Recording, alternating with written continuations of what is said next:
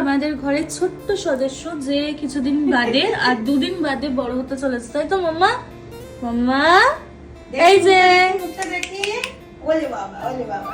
ইনি আর কিছুদিন বাদে বড় হতে চলেছে, সেই আনন্দে আমাদের আজকে কি রান্না হয়েছে চলো দেখিয়ে দিই। এই দেখো গরম গরম চিকেন করে নিয়েছি আজকে। আজকে আমি চিকেন ঠান্ডা ঠান্ডা চিকেন বানাতে পারে না। আরে বাবা, এটা কি দুপুরের রান্না? এটা তো একদম করলাম, এই মাত্রই করলাম।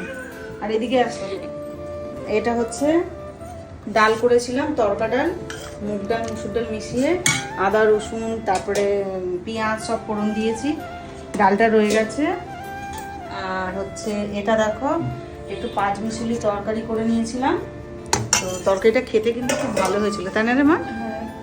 আর এদিকে দেখো এই যে ভাত, এই হয়েছে আজকে আমাদের রাতের মেনু। তো চলো সবাইকে খেতে দিয়ে দিই। টাটা টাটা করে দাও, টাটা করে দাও, টাটা টাটা।